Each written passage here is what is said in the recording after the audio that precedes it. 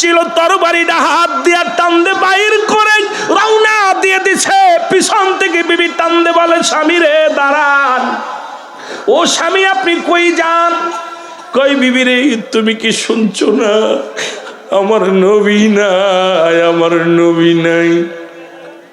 হানজালার বিবি বলে, স্বামী রে এই মাত্র দুজনের মিলন হলো, এই মাত্র দুজনের বাসর হলো রে স্বামী, আপনার উপরে গোসল ফরজ হয়ে গেছে। ও আমার স্বামী আপনি কি জানেন না, যুদ্ধের ময়দানে যারা যায় শহীদ হয়ে যায়, শহীদের কোনো গোসল করানো হয় না, আপনার উপরে তো গোসল ফরজ হয়ে গেছে রে স্বামী। না জানি আপনি যুদ্ধের ময়দানে যাইয়া শাহাদতের পেয়ালা পান করেন। ও আমার স্বামী, ও আমার স্বামী, এই কারণে আপনাকে অনুরোধ করি দাঁড়ান, একটু পাশের কূপ থেকে পানি এনে দিয়ে আপনি গোসল করেন, আপনি গোসল করে যান, যুদ্ধের ময়দানে যান, তারপরে আপনি যুদ্ধের ময়দানে যান। হযরতে হানজালা রাদিয়াল্লাহু তাআলা ডাক দিয়ে বলে, বিবি রে কিসের গোসলের জন্য তুমি ডাকছো? আরে আমার নবী যদি না থাকে রে, আমার নবী যদি দুনিয়ার মধ্যে না থাকে, আমি হানজালা কিসের গোসল করব? আমি হানজালা এই দুনিয়ার মধ্যে গোসল করব কিসের গোসল রে? ও বিবি, বিবি রে আমারে আর বাধা দিও না, আমি যাব উহুদের ময়দানে। মুসলমান শুনে নাও, আল্লাহর নবীর পাগল হযরতে হানজালা ছুটে রওনা দিয়ে গেলেন। অনেকগুলো সৈন্যকে কতল করিয়া হযরতে হানজালা ও শাহাদতের পেয়ালা পান করলো। হযরত হানজালা যখন শাহাদতের পেয়ালা পান করলো, যুদ্ধ শেষ হয়ে গেল। আমার নবীজি বললেন, সাহাবীরা রে, আমার সাহাবীদের লাশগুলো আমার নবীজি জানাজা শেষ করো। পুরো যুবক বন্ধুরা শুনে নাও, জানাজার নামাজ শেষ করিয়া দাফনের কাজ করবে। এমন সময় এক জনক মহিলা ছুটে আসলেন, এসে বলে, ও নবীর সাহাবীরা আসসালামু আলাইকুম। ও নবীর সাহাবীরা রে, আমার নবী কই? আমার নবীর কাছে আমারে নিয়ে চলো। ডাক দে বলে, মহিলা রে তুমি কে? বলে, আমি হযরতে হানজালা রাদিয়াল্লাহু তাআলার বিবি। বলে, হানজালার বিবি রে, আমার নবীজি একেতে আক্রান্ত হয়েছে, মাথা ফেটে গেছে, রক্ত জমিনের মধ্যে পড়েছে, আমার নবীজি বড় কষ্টে আছে। এরপরে সাহাবীদের লাশ মোবারক দেখে নবী বড় ধৈর্য ধরতে পারছে না। রাসূলুল্লাহ চোখের পানি, আমার নবীজি চোখের পানিগুলো ফেলে ফেলে কাঁদে। ও মহিলা তুমি কি বলতে চাও বলো? হানজালার বিবি রে তুমি কি বলতে চাও বলো? বলে, ও আমার নবীর সাহাবীরা রে, তোমাদের কাছে অনুরোধ করি, আমি তোমাদের কাছে বলতে পারবো না, আমার রাসূলুল্লাহর কাছে নিয়ে যাও, আমি আমার নবীর সঙ্গে দুইটা কথা বলবো। হানজালা রাদিয়াল্লাহু তাআলার বিবির নালিশটা রসুলের কাছে নিয়ে যাওয়া হলো। রসুলকে সালাম দিয়া বলি, ইয়া রাসূলুল্লাহ, ইয়া হাবিবাল্লাহ, হানজালার বিবি আপনার সঙ্গে কথা বলতে চায়। নবীজি বলেন, আসতে বলো। আমার ওই পাথরটার উপরে বসাও। নিয়ে হাত ধরে রসুলকে নিয়ে, নবীজি অসুস্থ, নবীজি আক্রান্ত, আমার নবীজি আহত হয়েছে, নবীজিকে নিয়ে পাথরের উপরে বসানো হলো। নবীজি বললেন, সাহাবীরা রে চাদরটা টানিয়ে দাও, কারণ পর্দার বিধান। আমার রসুল কেমন পর্দার বিধান ছিল মুসলমান, চাদরটা টানিয়ে দাও, আর ওই পাশে হানজালার বিবিরে দাঁড়া করে দাও। হানজালার বিবি আসলেন, রসুলুল্লাহর কাছে সালাম দিলেন, ইয়া রাসূলুল্লাহ, আসসালামু আলাইকুম ইয়া রাসূলুল্লাহ, আসসালামু আলাইকুম ইয়া হাবিবাল্লাহ, আসসালামু আলাইকুম ইয়া রাহমাতাল লিল আলামিন। নবীজি বলেন, হানজালার বিবিরে তুমি কি বলতে চাও? বলে, হুজুর ইতিমধ্যে তো সবার জানাজা হয়ে গেছে, এখনই তো দাফনের কাজ হবে। নবী গো, আমার স্বামীর আপনি এই অবস্থায় দাফন করতে পারেন না, আমি আপনার কাছে ছুটে আসছি, ইয়া রাসূলুল্লাহ, ইয়া হাবিবাল্লাহ, আমার স্বামীর উপরে গোসল ফরজ হয়ে গেছে, ইয়া রাসূলুল্লাহ, ইয়া হাবিবাল্লাহ। আমার নবী কয়, হানজালার বিবিরে কি বলতে চাও? বলে, ইয়া রাসূলুল্লাহ, আমার স্বামীকে যখন ঘরে রেখে গেলেন, দুজনের মিলন হলো, এমন সময় একটা আওয়াজ আমার ঘরের ভিতরে ভেসে আসলো, কেউ নগরবাসী, শহরবাসী রে, আমার নবী নাই, নবী নাই। এই আওয়াজটা যখন আমার স্বামীর কানে এসে লাগলো, ইয়া রাসূলুল্লাহ, ঘরের ভিতরে লটকানো ছিল তরবারি, এই তরবারিটা নিয়ে পাগলের মতো ছুটে রওনা দিয়েছিল বাধা দিয়েছিলাম, তাকে অনুরোধ করেছিলাম যে স্বামীর আপনার উপরে গোসল ফরজ হয়ে গেছে, পাশের কূপ থেকে আপনার জন্য পানি এনে দিই, পানি দিয়া গোসল করে তারপরে যুদ্ধের ময়দানে যান। কিন্তু আমার নবী গো, আমার স্বামী বলছে আমার নবী যদি না থাকে কিসের গোসল, কিসের গোসল? ইয়া রাসূলুল্লাহ, ইয়া হাবিবাল্লাহ। এরপরে তো বাকিটা আপনি জানেন। আমার নবী বলে, বিবি, ও হানজালার বিবি, তুমি কি আমার হানজালারে দেখছো? তুমি তোমার স্বামীরে দেখছো? বলে না। বলে ওই যে হানজালার দেহ মুবারক দেখতে যাও। যখন তাকে দেখতে নিয়ে যাওয়া হলো, হানজালার মুখটা যখন খুলে দিছে কাপড়ের ভিতর থেকে, মুসলমান দেখে মাথার চুলগুলো ভিজা, তখনও পানিগুলো মাথার চুলগুলো বেয়ে বেয়ে পানিগুলো পড়তেছে। জোরে বলা যাবে না মারহাবা। হযরত হানজালার বিবি তাকা দেখে গায়ের সমস্ত পশমের গুঁড়া ভিজা, ছুটে আসলেন, বলে ইয়া রাসূলুল্লাহ, ইয়া হাবিবাল্লাহ, আমার স্বামীর উপরে তো গোসল ফরজ ছিল, কে তারে গোসল করাইলো? আমি নিজে দেখেছি আমার হানজালার চুলগুলো ভিজা, সব সাহাবীর চুলগুলো শুকনা, গায়ের পশমগুলো শুকনা, কিন্তু আমার হানজালার মাথার চুলগুলো বেয়ে বেয়ে পানিগুলো পড়তেছে, কাপড়টা পর্যন্ত ভিজে গেছে পানিতে। ইয়া রাসূলুল্লাহ, গায়ের পশমগুলো ভিজা। আমার নবী ডাক দিয়ে বলে, হানজালার বিবি, আমার হানজালা কোনো সাধারণ পানি দিয়া গোসল করে নাই, আমার হানজালাকে রব্বুল আলামিন জান্নাত থেকে জান্নাতি পানি দিয়া, জান্নাতি ফেরেশতা দিয়া আমার হানজালারে গোসল করাইছে। জোরে জোরে চিল্লায়া বলা যাবে না মারহাবা। উঠাই কানতেছ, আল্লাহ আমার কোন পরীক্ষার মধ্যে ফেললা? রব্বে কারীম ওদিকে হাজার সৈন্য তরবারি নিয়ে ছুটে আসতেছে, মক্কা থেকে মদিনার দিকে ছুটছে। আজকে মুসলমানদের রক্ত দিয়ে তারা গোসল করবে, মুসলমানদেরকে শেষ করে দিবে। হে পরওয়ারদিগার আলম, আজকে 313 জন যদি শহীদ হয়ে যায়, 313 জনকে যদি হত্যা করে, আমি কাদের কাছে ইসলামের দাওয়াত দিব? কাদের কাছে দিনের দাওয়াত দিব? রাসূলুল্লাহ অনুনয় বিনয় করে রব্বে কারীমের দরবারে প্রার্থনা করতেছে। এ আমার ভাইরা, আমার বন্ধুরা, আমার জিবরিল আমিন হাজির হয়ে গেছে। সালাম দা, আসসালামু আলাইকুম ইয়া রাসূলুল্লাহ, ইয়া হাবিবাল্লাহ।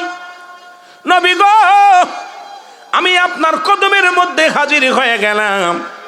নবীজি বলে, জিবরিল আমিন এখন কেন আসছো? দেখছো নি শত্রুপক্ষ হাজার সৈন্য নিয়ে ছুটে আসছে, মদিনা দখল করবে, মুসলমানদের হত্যা করবে। আমি নবী রব্বে কারীমের দরবারে কান্দি, তুমি এখন কি ওহী নিয়ে আসছো? বলে, হুজুর আমি এখন ওহী নিয়ে আসি নাই, এখনো কোনো বাণী নিয়ে আসি নাই, হুজুর আপনার কাছে ছুটে আসি। আপনি তাকায়া দেখেন, আমার দিকে তাকায়া দেখেন গো নবী, আমি 3000 সৈন্য নিয়ে কমান্ডার সাজিয়া আমার আল্লাহ রব্বুল আলামিন আপনার কাছে পাঠিয়ে দিছে। জোরে বলে যাবে না সুবহানাল্লাহ। কত হাজার? 3000 সৈন্য। হুজুর 3000 সৈন্য নিয়ে আমি আইছি, এদের কমান্ডার আমি। দেখছেন অবস্থাটা? আর 5000 আল্লাহ পাক প্রস্তুতি করে রাখছে, খালি আপনি খালি আসতে গেলে চলে আসবো। আগে লাগবে আপনি কোন আনতেছি, আপনি খালি হুকুম দেন, ওরা 5000 প্রস্তুতি আছেন, ময়দানে নামার জন্য প্রস্তুতি আছেন। আমি 3000 সৈন্য নিয়ে আপনার কদমের মধ্যে চলে আসি, ইয়া রাসূলুল্লাহ, ইয়া হাবিবাল্লাহ। আর এই 3000-এর নেতৃত্ব দিব আমি জিবরিল নিজেই নেতৃত্ব দিব। আর আপনি 313 জন নিয়ে তাদের নেতৃত্ব দিয়ে যুদ্ধে ঝাঁপিয়ে পড়েন। ইয়া রাসূলুল্লাহ, ইয়া হাবিবাল্লাহ। নবীজি যুদ্ধের ঘোষণা দিলেন, সঙ্গে সঙ্গে মুসলমান এই রমাদান মাসের 17ই রমাদান মুসলমান শুনে নাও, যুদ্ধ শুরু হবে। আমার নবীজি সাহাবীদের মুখের দিকে তাকাইয়া রাসূলুল্লাহ বললেন, সাহাবীরা রে, তুমি কি রোজা আছো? বলে, ইয়া রাসূলুল্লাহ আমি রোজা। খুব কষ্টের কথা। আমার নবী বললেন, তুমি সেহরি করছো নি? বলে, হুজুর ঘরের মধ্যে কোনো দানা পানি নাই, আমি শুধু 1 গ্লাস পানি খায় রোজা আছি। তুমি রোজা আছো নি? বলে, হুজুর রোজা। যাচ্ছে যুদ্ধের ময়দানে সবাই রোজা আছে, যাচ্ছে জীবন দেওয়ার জন্য সবাই রোজা আছে।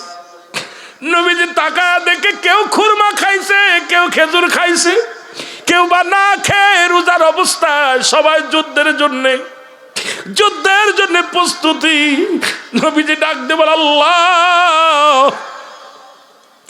আমার সাহাবীরা সবাই রোজা আছে, আল্লাহ এই যুদ্ধের ময়দানে যায়, আল্লাহ এদেরকে যদি শেষ করে দাও আমি কার কাছে দিনের দাওয়াত দিব গো আল্লাহ? এই কালেমার দাওয়াত দিব। যাই হোক মুসলমান, জিবরিল আমিন বললেন হুজুর আল্লাহ হুকুম দিছে যুদ্ধ শুরু করে দেন। যুদ্ধ শুরু হয়ে গেল। মহা মুসলমান শুনে নাও, তুমুল আকারে যুদ্ধ শুরু হয়ে গেল। আর ওই বালক দুটি পুরো ময়দানের মধ্যে দুইটা তরবারি নিয়ে ছুটাছুটি করার ডাক দে বলে, এ ভাইরা বলো আবু জেহেলকে, আবু জেহেলকে, আবু জেহেলকে। ছুটে দৌড়ে যায়, ডাকতে বলে ভাই রে আবু জেহেলকে। কারণ ঘোড়ার পায়ের নিচে পড়ে আছে ছোট্ট ছোট্ট মানুষ, 8 বছর 10 বছর বয়স। এদিকে যুদ্ধ শুরু হয়ে গেল। 70 জন কাফের মৃত্যুবরণ করলো। 70 জন কাফেররা বন্দী হয়ে গেল। মুসলমানদের 14 জন শাহাদতের পেয়ালা পান করলো এই বদরের যুদ্ধে। আমার বাবারা আমার, এই বালক দুটি যা ডাক দে বলে, আমার ভাইরা রে তোমরা বলতে পারো নি আবু জেহেল কই? আবু জেহেল রে একটু চিনা দাও। লোকজনে বলে বালকেরা রে ওই আবু জেহেল রে কি করবি? আবু জেহেলকে হত্যা করব। কই দেখো সাদা ঘোড়ার উপরে বসে আছে। দুই ভাই চলে গেলেন যাইয়া ঘোড়া থেকে, ঘোড়ার উপরে বসে আছে আবু জেহেল। তরবারি চালায় কিন্তু উপর পর্যন্ত যায় না, কারণ ঘোড়ার টাকনো পর্যন্ত ছোট্ট মানুষ এই তরবারি দিয়ে ছোঁয়া পায় না। দুই ভাই প্রতিজ্ঞা করছে আবু জেহেলকে হত্যা করব।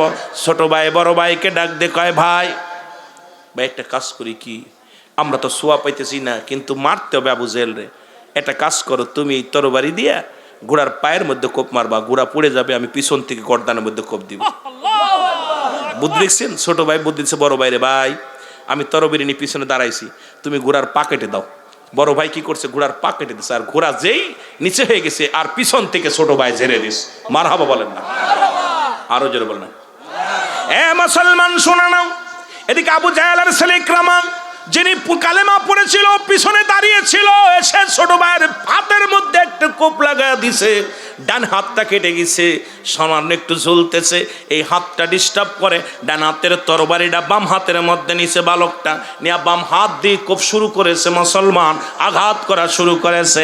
এবার ডান হাতটা ডিস্টার্ব করে, ডান হাতটা পাততলে দিয়ে সিরে টান্দে ফেলে দিয়ে বলে, ইয়া রাসূলুল্লাহ, ইয়া হাবিবাল্লাহ, এই হাতটা কুরবানি করে দিলাম, ইসলামের জন্য হাতটা কুরবানি করে দিলাম। এ মুসলমান শুনে নাও, শুনে নাও। পিছন থেকে গ্রামা এসে দুটি ভাইকে শাহাদতের পেয়ালা পান করায়া দিছে। এই জমিনের মধ্যে দুটি ভাইয়েরে শাহাদতের পেয়ালা পান করায়া দিছে রাহমাতুল লিল আলামিন। এই যুদ্ধের শেষে সাহাবীদেরকে বললেন, লাশগুলো নিয়ে আসো, শহীদের লাশগুলো নিয়ে আসো। শহীদের লাশগুলো আনা হলো, এই বালক দুটির লাশ তুলে আনা হলো। আমার নবীজি বালক দুটিরে বুকের মধ্যে নিয়ে, শহীদের লাশ দুটি বুকের মধ্যে নিয়ে আমার নবীজি আউ মাউ করে কাঁদে আর বলে, মদিনাবাসী দেখে নাও, মক্কার মুসলমানেরা, মদিনার মুসলমানেরা দেখো, আজকে 8 বছর 10 বছরের দুইটা বালক ইসলামকে কত ভালোবাসছে, আমি নবীকে কত ভালোবাসছে। আজকে আমি নবীর ভালোবাসায় জীবন দিয়া গেছে। জোরে বলা যাবে না আল্লাহু আকবার? আর একটু জোরে জোরে চিল্লায় বলা যাবে না মারহাবা? মদিনা যাইতে পারলাম না, মদিনা, আরো জোরে বলেন, মদিনা যাইতে পারলাম না, মদিনা। আমি অসহায় তাই এত দূরে রই, বলো অসহায় তাই দূর থেকে সালাম জানাই, বলো দূর থেকে জানাই, মদিনা যাইতে পারলাম না, মদিনা। এ ভাইরা আমার, বন্ধুরা আমার, রাসূলুল্লাহ ডাকতে বলেন, সাহাবীরা রে, আজকে ইতিহাস প্রমাণ করে দিয়ে গেল রে, আমি নবীকে আমার সাহাবীরা জানের চাইতে বেশি ভালোবাসতো। আজকে প্রমাণ তোমরা দেখে নাও, এই বালকেরা নবীর কত ভালোবেসেছিল। শুধু বালকেরা নয়, আর একটা কথা বললে মুসলমান আমার যুবক ভাইদের কথাটা বলে যায়, সেই যুদ্ধটার নাম হলো উহুদের যুদ্ধ। যে যুদ্ধ পৃথিবীর ইতিহাসে সবচাইতে কঠিন যুদ্ধ, পৃথিবীর ইতিহাসে সবচাইতে কষ্টদায়ক যুদ্ধ, যে যুদ্ধে নবীজি নিজে আহত হয়েছিলেন, যে যুদ্ধে নবীজির মাথা ফেটে গিয়েছিল, যে যুদ্ধে নবীর চাচা আমির হামজাকে হত্যা করা হয়েছিল, যে যুদ্ধে মুসলমান শুনে নাও 70 জন সাহাবী শাহাদাতের পেয়ালা পান করেছিল। যারা মক্কা মদিনায় গিয়েছেন, উহুদের প্রান্তরে এখনো 70 জন সাহাবীদের মাজার আছে, রওজা মুবারক আছে রে মুসলমান শুনে নাও।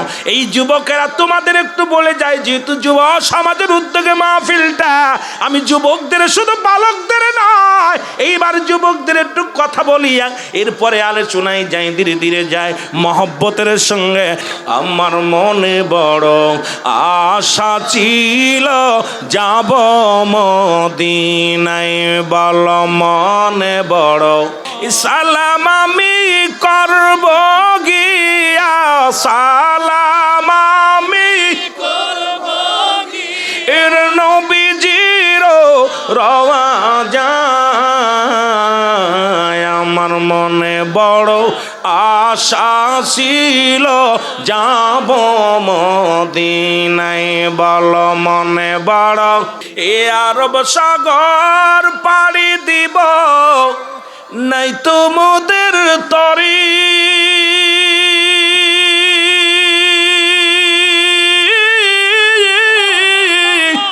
কখনোই তো উড়ে যাব ডানাতে ভর করি, এই আশায় আছে সম্বল নাই, আশা এর করি কেউ পায়। আমার মনে বড় আশা ছিল যাব রে মদিনায়, বল মনে বড় আশা ছিল যাব মক্কাওয়ালা মদিনাওয়ালা, মক্কাওয়ালা আমায় তুমি দেখা দাও। আমার মনে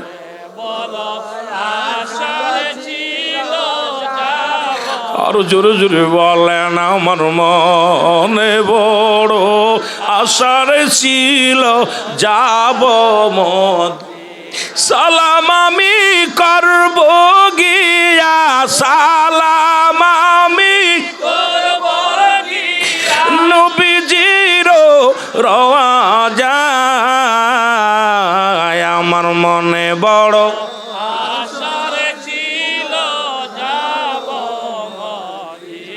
এ দুনিয়ার মুসলমান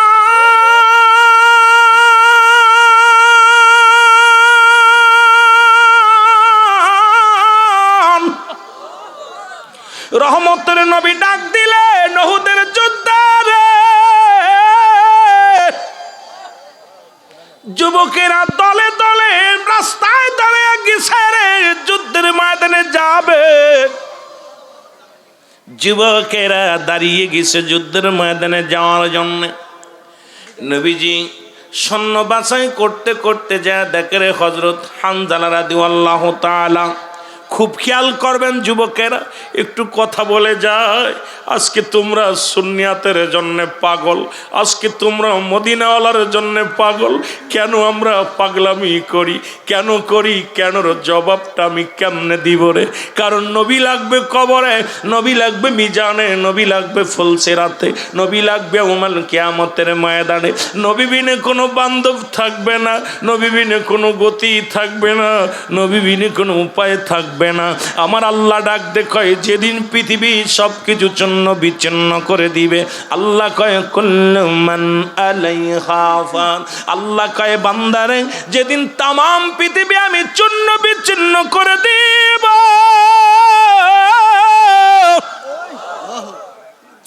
এই জমিনের মধ্যে কিচ্ছু বলতে কিচ্ছু থাকবে না।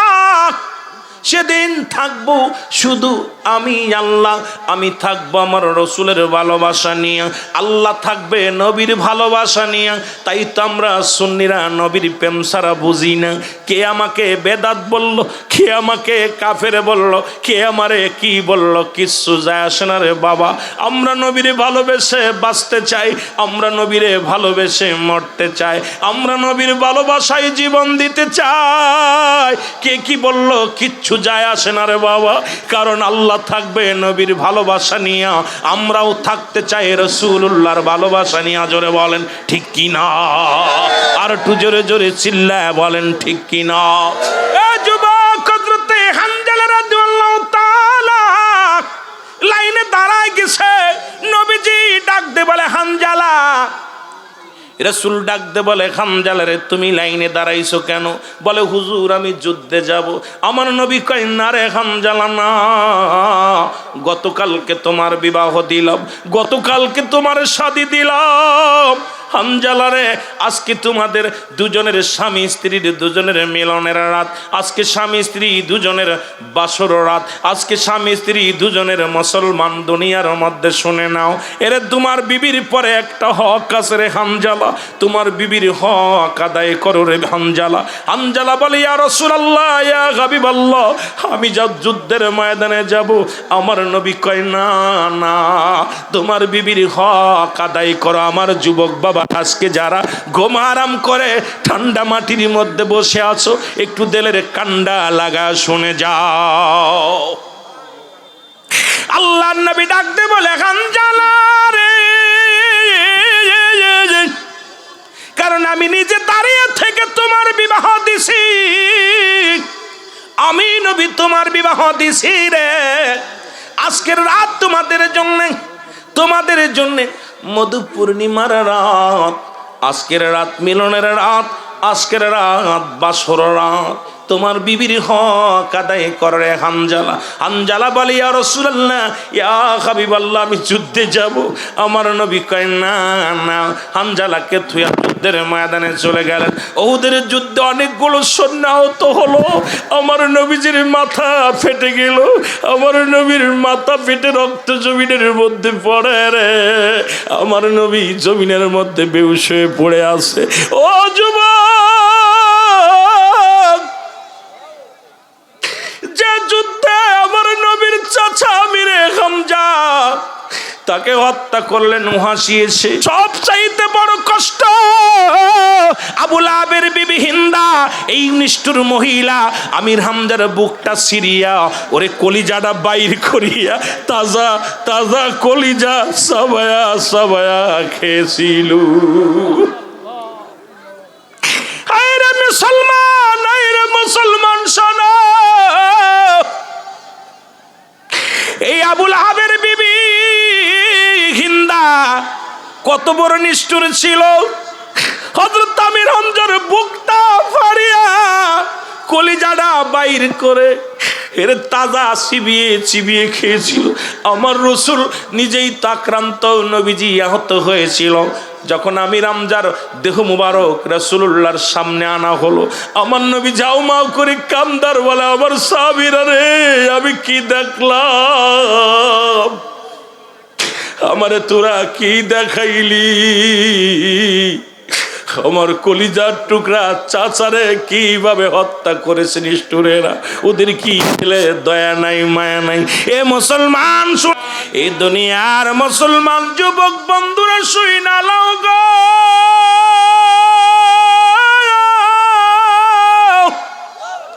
ও নবীর প্রেমিকেরা শোনো গো।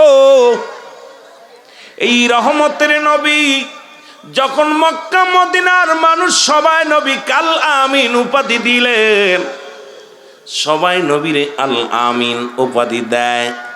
রব্বি কারিম তো বাইনাত উত্তম ব্যবহার, উত্তম আখলাক, উত্তম চরিত্র যা নবীরে দিলেন, যতদিন পর্যন্ত রাসূল কালেমার দাওয়াত দেয়া শুরু না করল, মক্কার মানুষের মাথার তাজ, মক্কার মানুষের চোখের মণি, মক্কার মানুষের কাছে নবীজি ছিলেন হিরো, মক্কার মানুষের কাছে ছিলেন নবীজি আমার মুসলমান অতি প্রিয়। সবাই নবীরে আদর করতেন, নবীরে ভালোবাসতেন। যখনই নবী দাওয়াত দিলেন, কালেমার দাওয়াত দিলেন, মুসলমান শুনে নাও, রহমতের নবী যখনই কালেমার দাওয়াত দেয়া শুরু করলো, ও যুবক একটু দিলের কান্ডা লাগা শোনো। আজকে আমার যুবক বন্ধুরা মাহফিলে বসেছো, বালকেরা বসেছো, ধীরে ধীরে আলোচনায় যায়, রব্বি কারিম যেন বলার সুযোগ দান করো। যুবক, যেই নবীজি দাওয়াত দিলেন লা ইলাহা ইল্লাল্লাহ, নাই কোনো ইলাহা ইল্লাল্লাহু এক আল্লাহ ছাড়া, মুহাম্মাদুর রাসূলুল্লাহ সাল্লাল্লাহু আলাইহি ওয়াসাল্লাম, এই তো শুরু হয়ে গেল বিরোধ, এই তো শুরু হয়ে গেল কাফেরদের যন্ত্রণা, এই তো শুরু হয়ে গেল নবীজির সঙ্গে দুশ্মনী। এমন দুশ্মনী শুরু করলো, নবীর চাচা, এই পৃথিবীর মধ্যে আমার নবীজির চাচার সংখ্যা ছিল 9 জন, এদের মধ্যে 2 জন মাত্র ঈমানদার, একজনের নাম আমির হামজা, আর একজনের নাম আব্বাস। সবাই নবীজির বিরোধিতা করলেন, সর্বশেষে এসে আমির হামজা কালেমা পড়ে নিলেন। রাসূলের কাছের মুসলমান শোনো, রাসূলের ফুপুর সংখ্যা ছিল 6 জন, এদের মধ্যে ঈমানদার হলো 2 জন। একজনের নাম হযরতে সুফিয়া, আর একজনের নাম হযরত উমর। বাকি 4 জনই দুশমনে রাসূল ছিল, নবী চিনতে পারে নাই। এর নবীর চাচা এবং নবীর ফুপুদের মধ্যে, ও যুবক শুনে নাও, শুনে নাও, 7 আর 4 11 যিনি রাসূলকে বুঝতে পারে নাই, নবীকে চিনতে পারে নাই। আমার রাসূলকে কত কষ্ট, কত নির্যাতন দেয়া শুরু করলো। আমার নবীজি একটা মাত্র দাওয়াত দেয়, সেটা লা ইলাহা ইল্লাল্লাহু মুহাম্মাদুর রাসূলুল্লাহ, আশহাদু আল্লা ইলাহা ইল্লাল্লাহু ওয়াহদাহু লা শারীকা লাহু, আশহাদু আন্না মুহাম্মাদান আবদুহু ওয়া রাসূলুহু। জোরে জোরে চিল্লায়া বলা যাবে না মারহাবা। এই দুনিয়ার মুসলমান,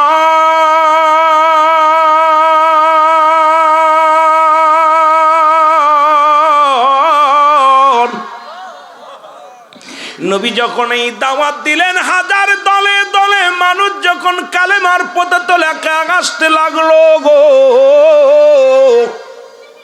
আমার নবীজির কালেমার দাওয়াত গ্রহণ করিয়া মক্কার নারী পুরুষ বৃদ্ধ আবাল সবাই কালেমা মুসলমান গ্রহণ করলেন। এইটা এত নির্যাতনের মাত্রা বাড়িয়ে দিলেন কাফের বেঈমানেরা, এত নির্যাতন বাড়াইল রে মুসলমান শুনে নাও। যেমনি ভাবে ভারতের হিন্দুরা মুসলমানদের নির্যাতন করে, কত মুসলমানদের কত যে কষ্ট দেয়, আমরা বাংলাদেশের মানুষ তাদের মাথায় করে নাচি, আবার ইসলামী মুসলমান বড় দলের সাপোর্ট দিই, বড় কষ্ট লাগে মুসলমান শুনে নাও। এরে মুসলমানদের যারা পৃথিবীর মধ্যে কালেমা পড়ার অপরাধে, নামাজ পড়ার অপরাধে, গরুর গোস্ত খাওয়ার অপরাধে তাদেরকে হত্যা করে দেয়, তাদেরকে নির্যাতন করা হয়, তাদেরকে মুসলমান শুধু বাংলাদেশের একটা প্লেয়ার আমাদের মুসলমান হওয়ার কারণে যারা আইপিএল থেকে বাদ দিল রে মুসলমান, শোনো শোনো কথা বলতে গেলে বড় কষ্ট হয়। এরে আমাদের মোস্তাফিজুর রহমান যদি মুসলমান না হতো তাহলে তারে মাথায় নিয়ে তারা নাচত। কখনো তারা মুসলমানদের বন্ধু নয়, তারা মুসলমানদের দুশ্মন। জোরে বলেন ঠিক কিনা? এ আমার ভাইয়েরা, আমার বন্ধুরা, আমার আল্লাহ নবীর উপরে নির্যাতন বাড়িয়ে দেয়। আমার আল্লাহ ডাক দে বলে, জিবরিল,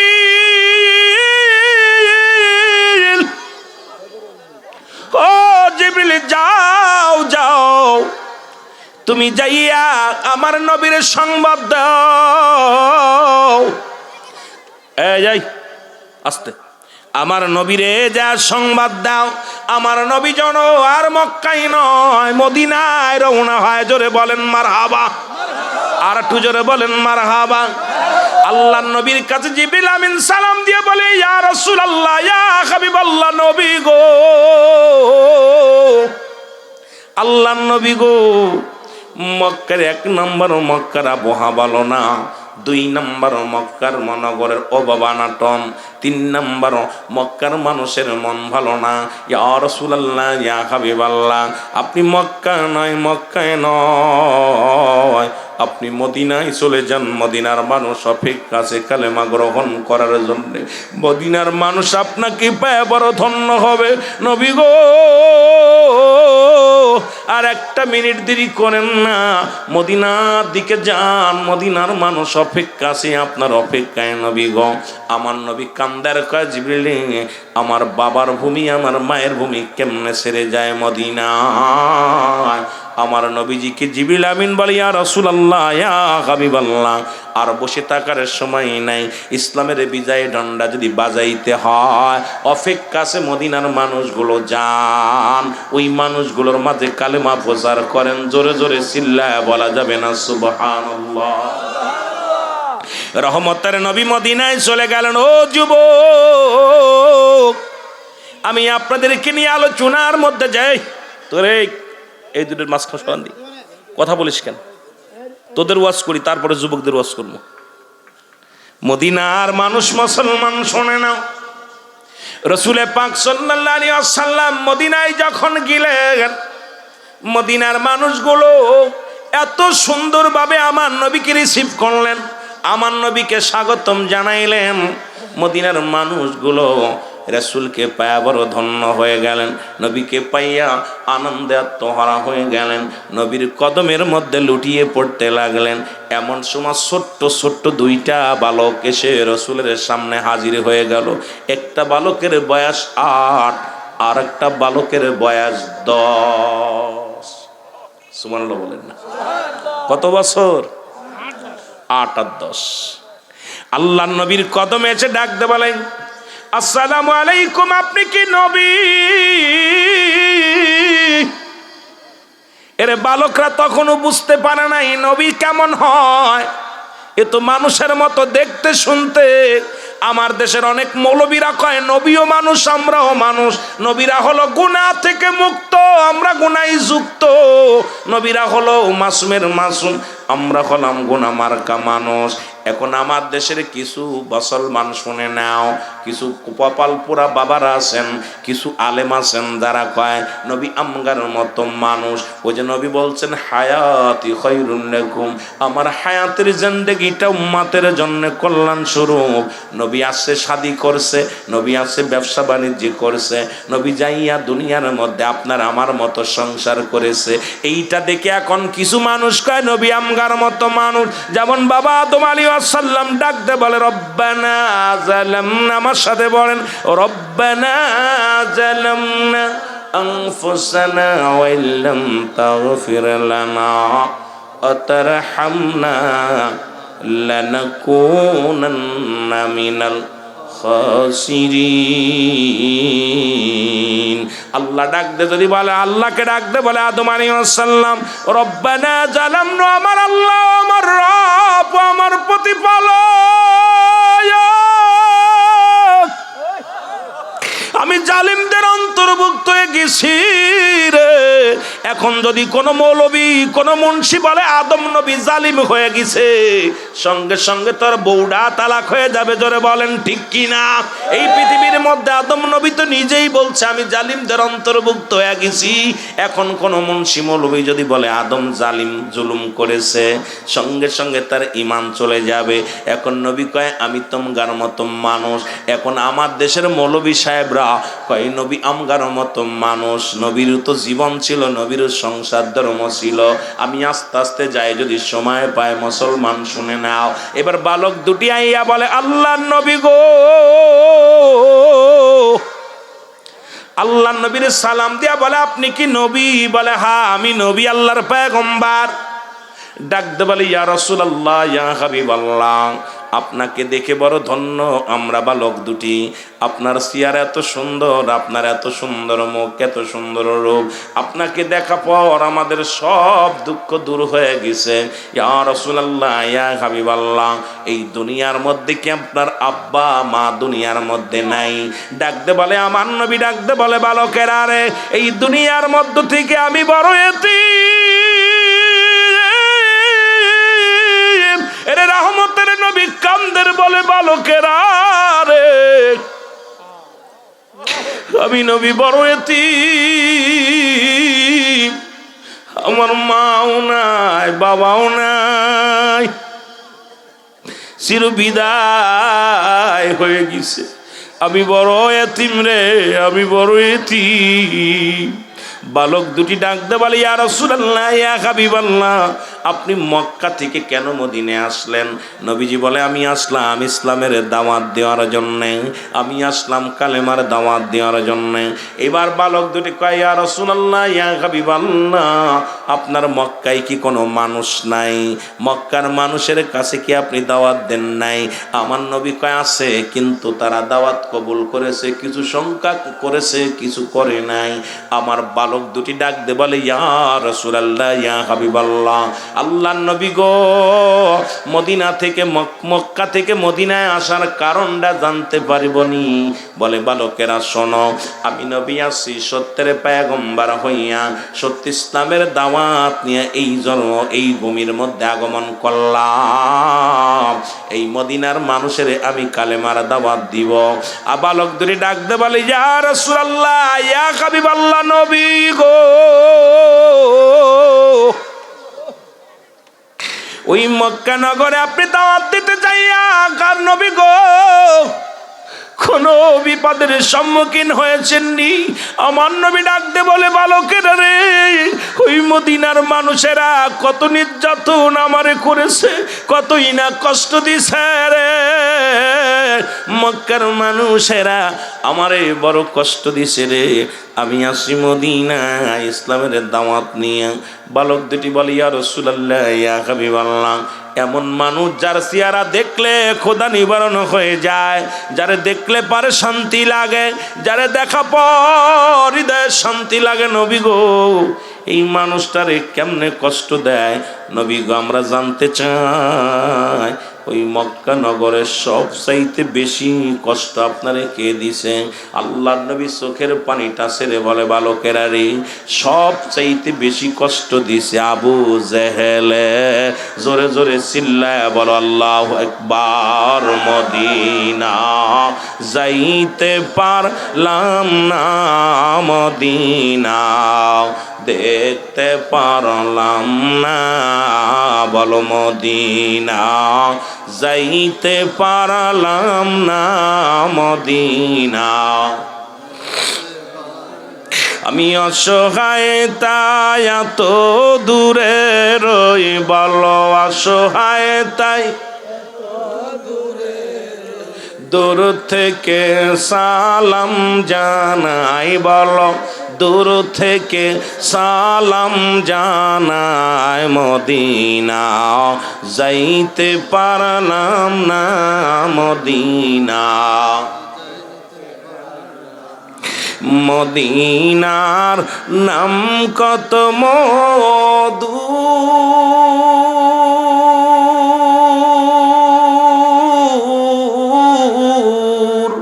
মদিনা আর যে কত দূর।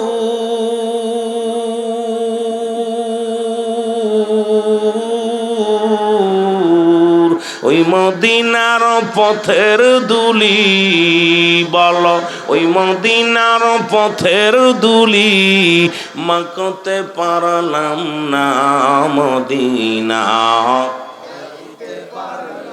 না, মদিনা দেখতে পারলাম না, মদিনা যাইতে পারলাম না, মদিনা।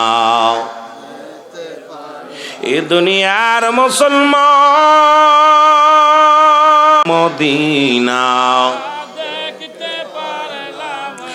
মদিনার নাম কত সুন্দর,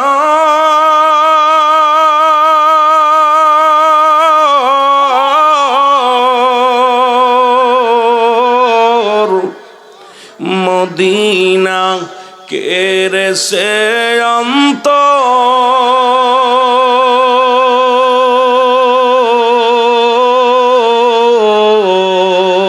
এই গরিব দুঃখীর সালাম খানি, গরিব দুঃখীর পৌঁছাই দিও মদিনায়, বল পৌঁছাই দিও মদিনায়, মদিনা যাইতে পারলাম না, মদিনা আরো জোরে বলেন, মদিনা যাইতে পারলাম না, মদিনা মদিনার নাম কত মধু,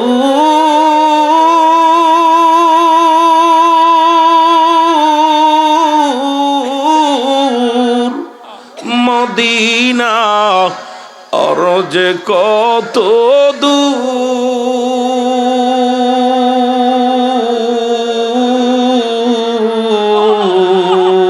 ওই মদিনার পথের দুলি, বলো ওই মদিনার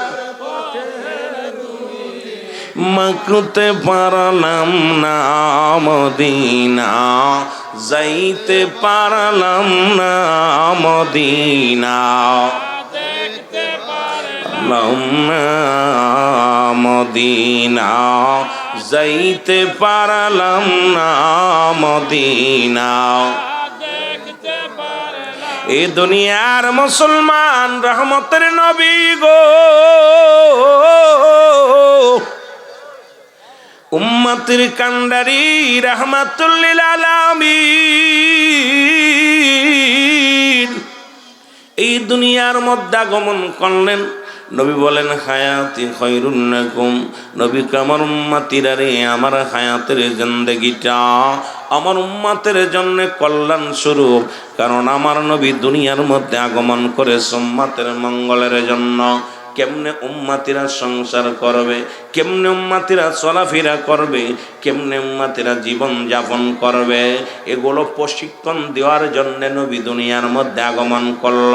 নবী উম্মতের সঙ্গে কথাবার্তা বলল গো। এই জন্য আমার নবী উম্মতিরা রে, আমি নবী দুনিয়ার মধ্যে আগমন করলাম আমার উম্মতের জন্য কল্যাণ স্বরূপ। আবার আমি নবী দুনিয়া থেকে বিদায় হয়ে গেলাম। নবী কফাতি খায়রুল লাকুম আমামায়াতি খায়রুল লাকুম, নবী উম্মতিরা রে, আমি নবী দুনিয়া থেকে বিদায় হয়ে গেলাম। আমি নবী দুনিয়া থেকে এ মুসলমান শুনে নাও, এরা আমার নবী ডাকতে বলে, উম্মতিরা গো,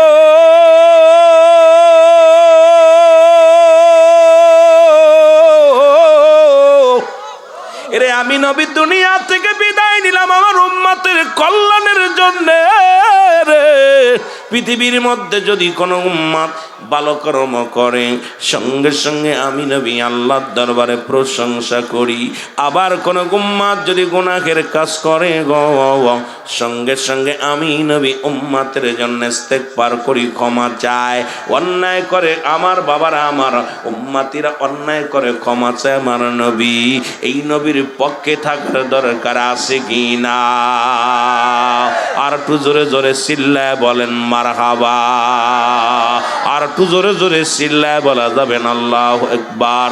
এই মদিনা মদিনা আশিক মুমিনের ঠিকানা, বলো না মদিনা। আয় গায়ে দিদার চেয়ে কাঁদো তোমরা, দিদার চেয়ে হো না নবীর দেওয়ানা, মদিনা মদিনা আশিক মুমিনের ঠিকানা, বলো না মদিনা।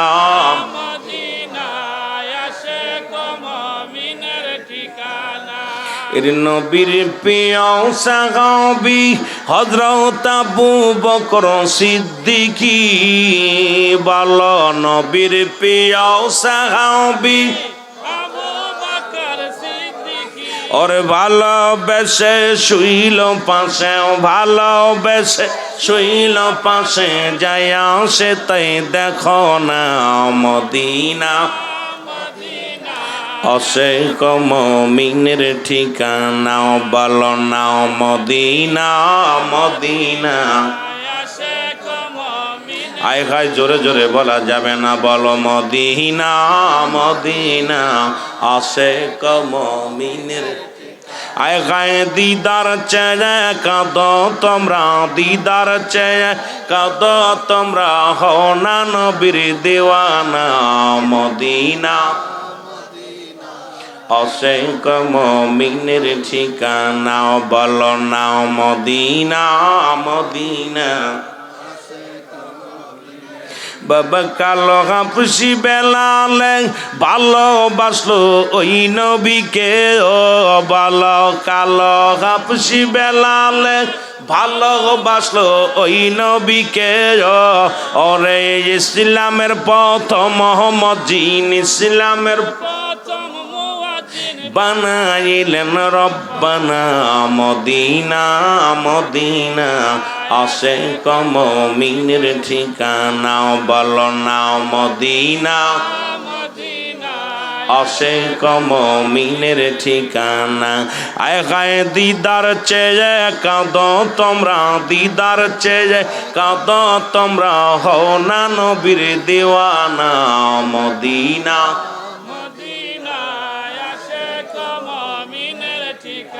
জালালউদ্দিন সুইতি ৭৫ বার দেখল নবীজি, বলো জালালউদ্দিন সুইতি।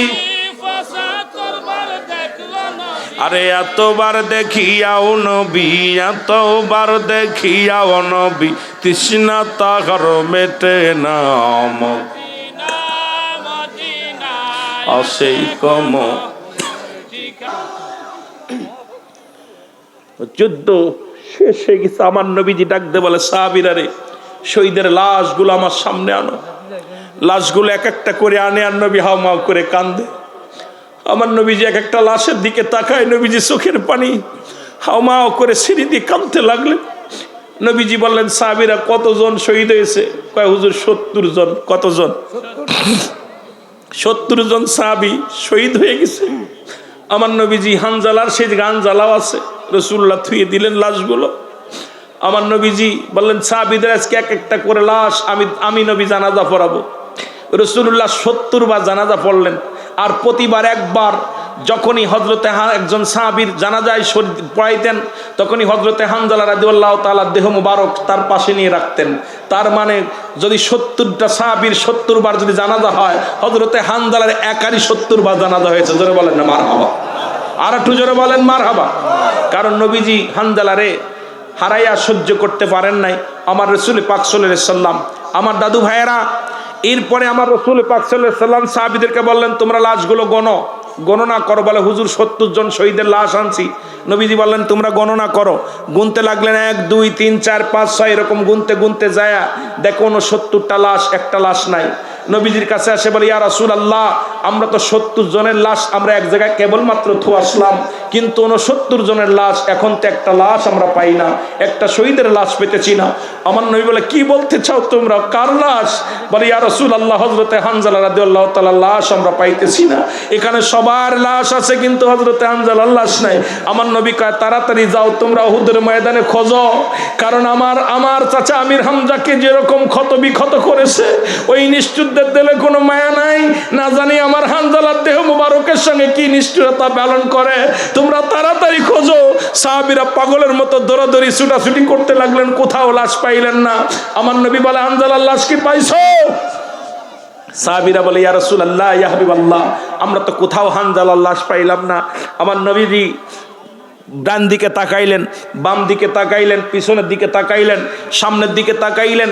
রাসূলুল্লাহ উপর দিকে তাকাইলেন। উপরে তাকায় দেখে আসমানি ফেরেশতারা হযরত হানজালা রাদিয়াল্লাহু তাআলাকে অসংখ্য ফেরেশতারা জান্নাতি পানি দিয়ে গোসল করাইতেছে। জোরে বলেন না সুবহানাল্লাহ। আরো জোরে বলেন না মারহাবা। রাসূল পাক সাল্লাল্লাহু আলাইহি সাল্লাম উপর দিকে তাকায়া রসুলে মিষ্টি একটা হাসি দিছে। সাহাবীরা কয় ইয়া রাসূলুল্লাহ, আপনি আপনার চাচারে হারাইয়া, সাহাবীদেরকে হারাইয়া নিজেই তো পাগলের মতো কান্নাকাটি করতেছেন, হুজুর আপনার মুখে হাসি। নবীজি বলেন আমি যা দেখি তোমরা তা দেখো না। সাহাবীরা আমি যা দেখি তোমরা তা দেখো না। এই বলে আবার নবীজি আবার তাকাইলেন, তাকায় দেখে একজন নয় দুজন নয়, আসমানি 70,000 ফেরেশতারা, ফেরেশতাদের ইমামতিতে হযরত হানজালা রাদিয়াল্লাহু তাআলা জানাজা পড়াইতেছে। জোরে বলেন না সুবহানাল্লাহ। আর একটু জোরে বলেন না সুবহানাল্লাহ।